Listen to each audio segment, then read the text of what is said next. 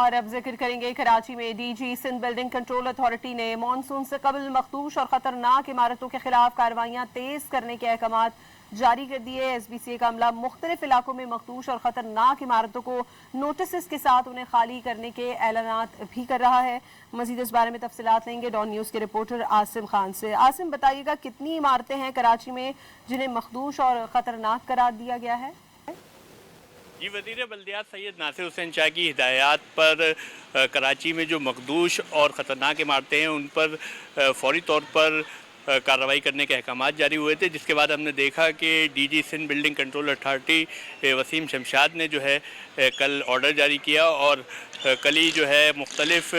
जो मखदूश और ख़तरनाक इमारतें थीं वहाँ पर ना सिर्फ बैनर लगाए गए बल्कि जो है ऐलानात भी किए गए एसबीसी अफसरान की जानिब से, क्योंकि बहुत सी ऐसी इमारतें हैं। मेरे अक़ब में आप जो इमारत देख रहे हैं, आप देख सकते हैं कि मुकम्मल तौर पर मखदूश है और इससे दूर रहने की हिदायत जारी की गई हैं। सी का यहाँ पर बैनर भी लगा हुआ है। इसी तरह से दीगर कई ऐसी इमारतें हैं हेरिटेज की जो ख़तरनाक इमारतें हैं, उनको जो है ना सिर्फ नोटिस जारी किए गए हैं, क्योंकि कुछ इमारतों में अब भी जो है रिहायशी मौजूद हैं, तो उनको कहा गया है कि फिलफौर जो है वो खाली कर दें, क्योंकि आगे मानसून का सीज़न आ रहा है। इसके सिलसिले में तमाम इंतजामात अगर बात की जाए शहर में, तो 584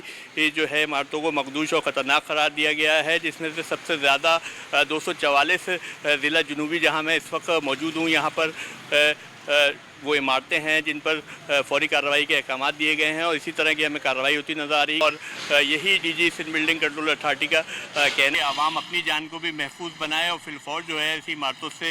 जो है रिहाइश ख़त्म कर दे और जो मखदूश इमारतें हैं उनसे